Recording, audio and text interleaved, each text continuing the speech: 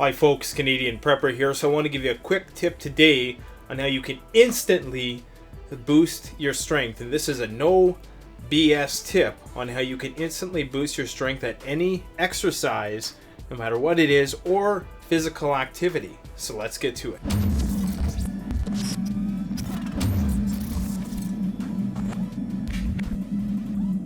Now, before we talk about how you can instantly boost your strength at any exercise with this trick, I want to talk a bit about fire. Now, there's three things that a fire needs to burn. And the reason why I'm talking about fire, the way that your muscles move is by nerves which innervate them. Basically like power lines that go to your muscle cells to cause your body to move.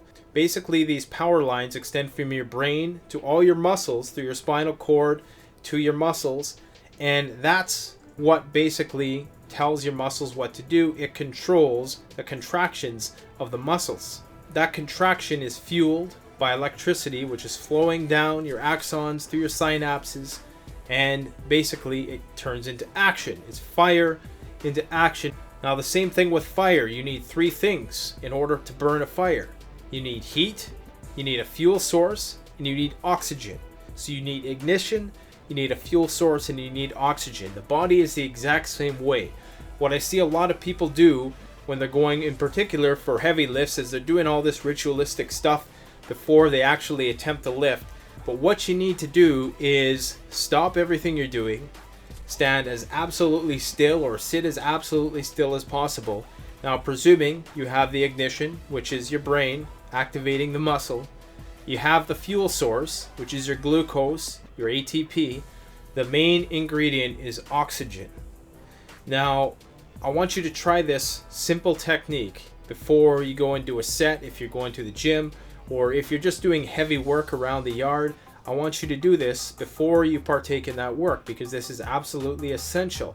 See, your muscle cells require oxygen in order to convert the glucose, so the sugar, into ATP, which is going to fuel your muscular activity. Now, a lot of people start off a set without being fully oxidated. And the way to do this is quite simple. What you want to do first is exhale all of the oxygen that's within your lungs, all of that stale oxygen which hides in the deepest, darkest crevasses of your lungs, which sits there stale for minutes, if not hours. What we're going to do is a series of deep breathing. But the first thing you want to do, and what you want to do for every deep breath, is try to exhale all of that oxygen which has been sitting in there dormant. And this is particularly important for the first exhalation, that you try to exhale all of the oxygen in your lungs to the point where you're just really sucked up and there's absolutely no oxygen in your lungs. So it's very important that you try to exhale all of that air on the first breath. So let's try it.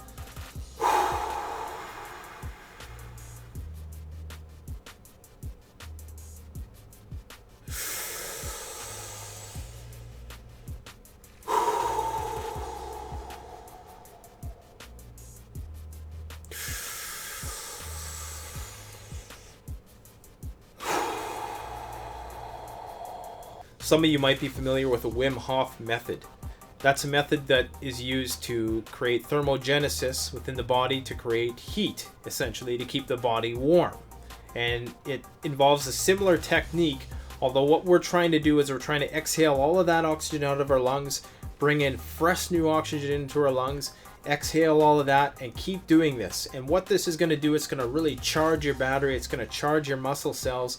So when you do actually go for that set of reps or that weight that you're trying to lift in the gym, maybe you have to move a big piece of furniture from one end of the room to the other, whatever practical purpose you might need this for, this is going to allow you to do it with a lot more efficiency. Now, there's a few reasons why this works. Number one, it's putting you into a trance-like state. Anytime you do any sort of deep breathing like this, you're naturally grounding yourself, you're relaxing the body, you're relaxing the nervous system.